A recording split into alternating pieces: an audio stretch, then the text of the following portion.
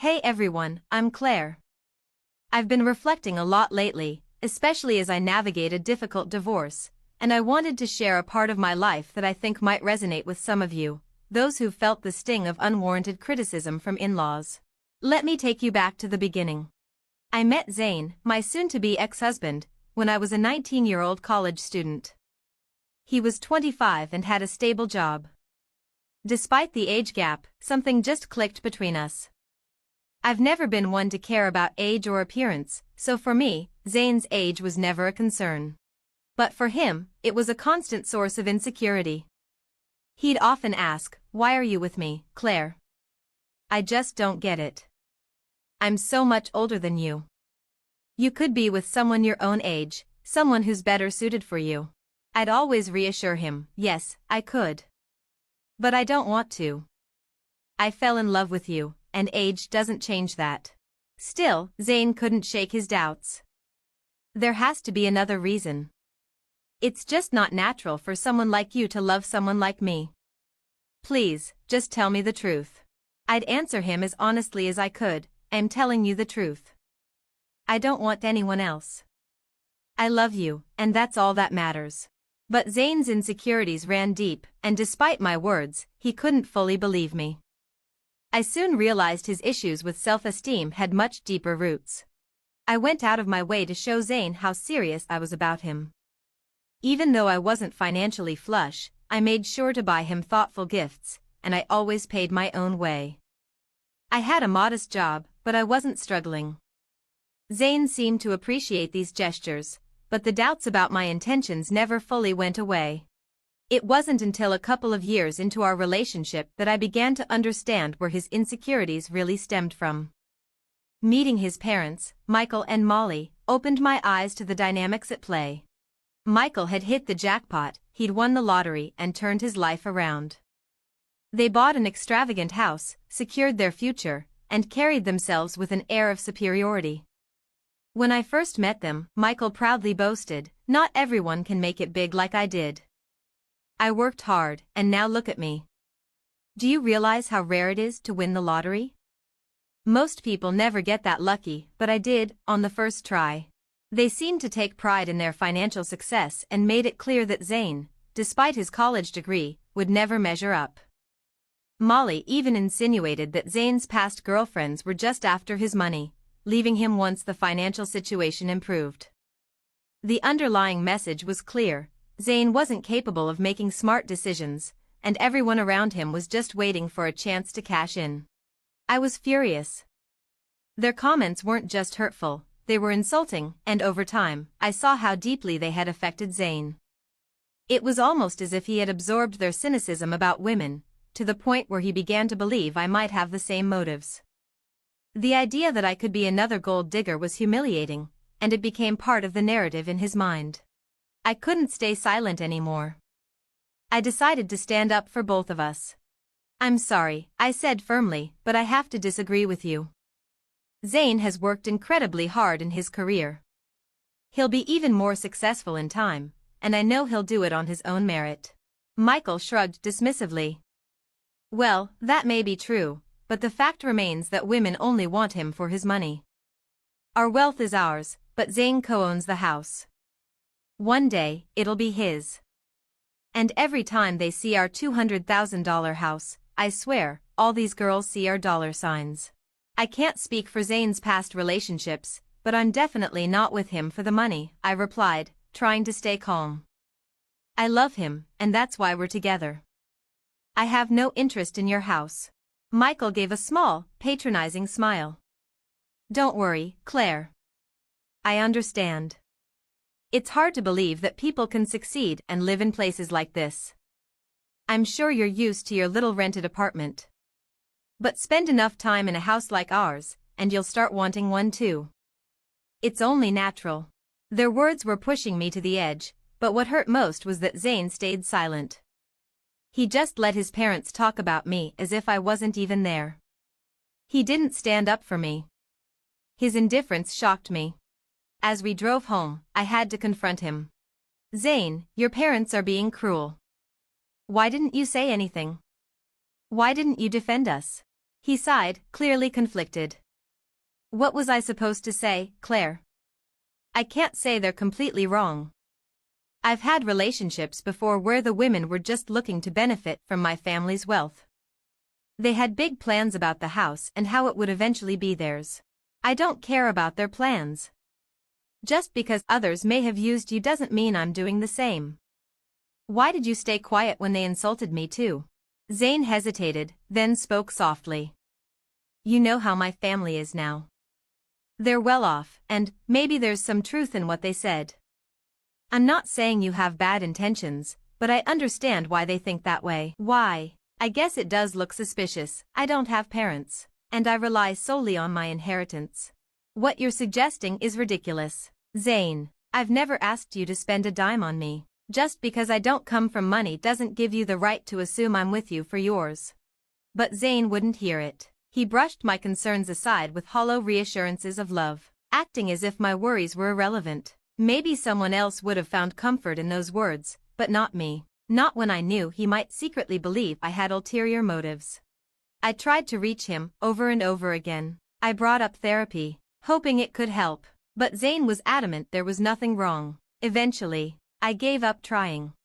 Over time, I distanced myself from his family. After graduating college, we got engaged. My job paid decently, and I began saving to help with wedding expenses. We split the costs evenly. I was 22 when we married. But the 3 years that followed were anything but easy. Zane kept visiting his parents, returning in foul moods. I knew Michael and Molly were whispering in his ear, still convinced I was a gold digger. I begged him to limit contact, but he wouldn't. Their poison seeped into our marriage, fueling his growing doubts. They'd convinced him no one could truly love him, especially not me.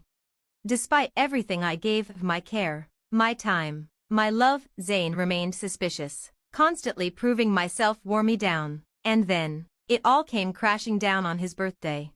He preferred quiet celebrations, so we stayed in. I surprised him with an expensive watch he'd wanted for months. His face lit up, but then he suggested we go show his parents. I hesitated. He insisted.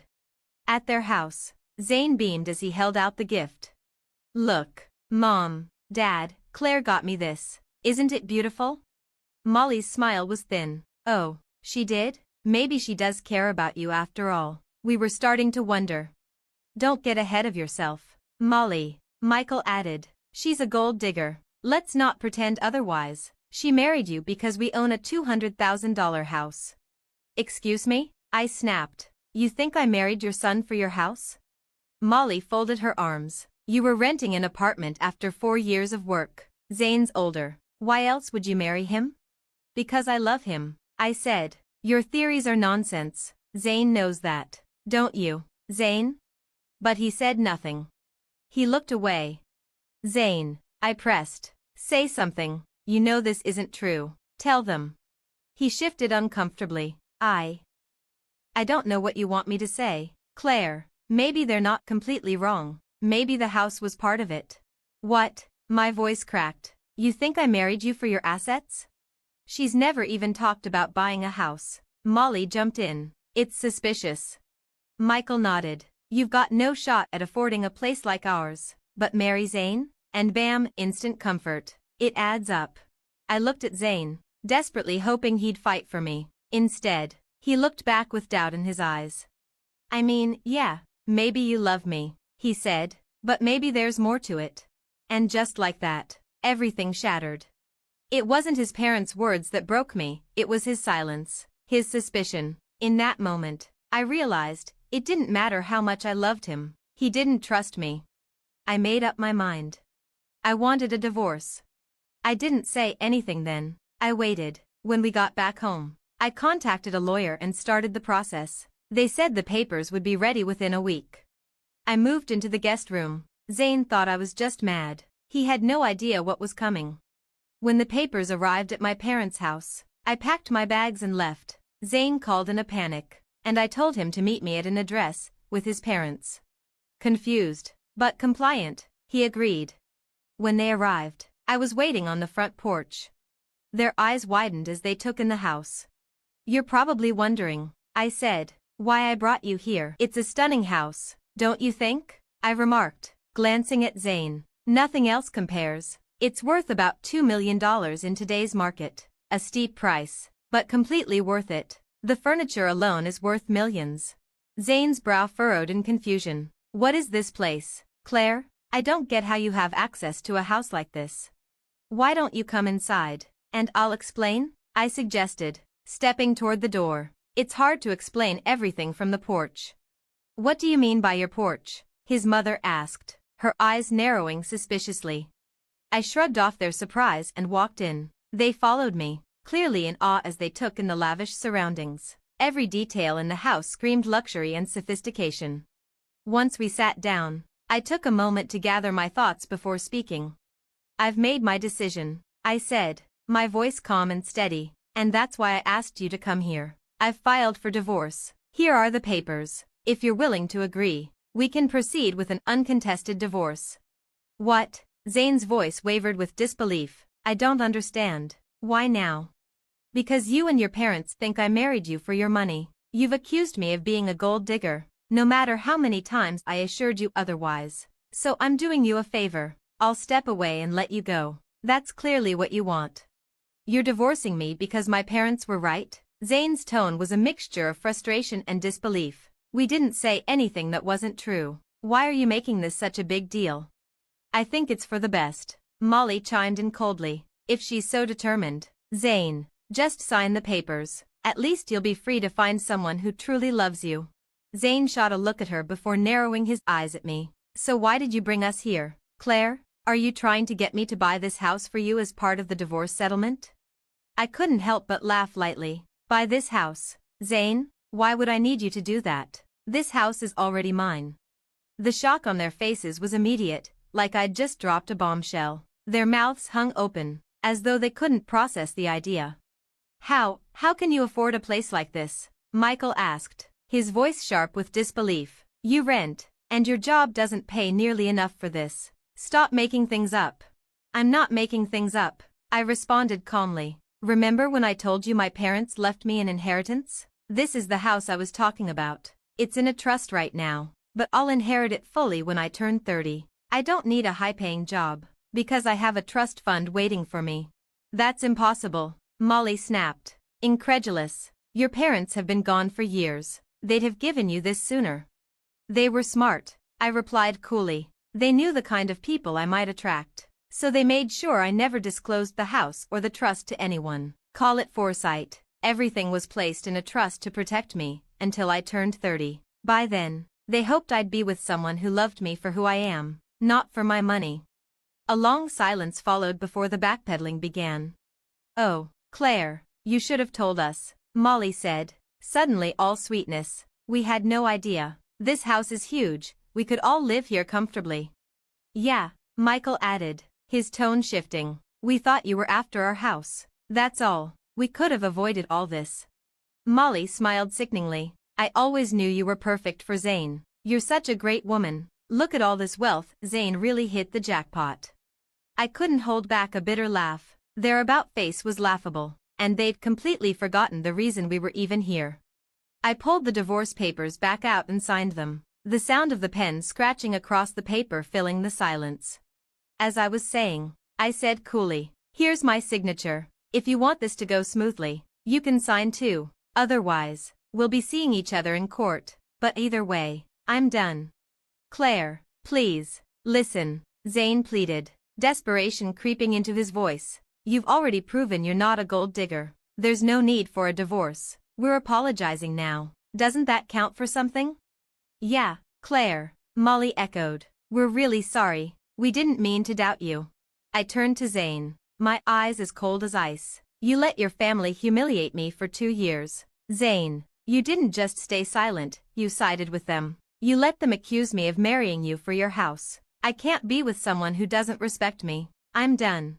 I stood up, my voice unwavering. We can part ways easily or go to court. It's your choice.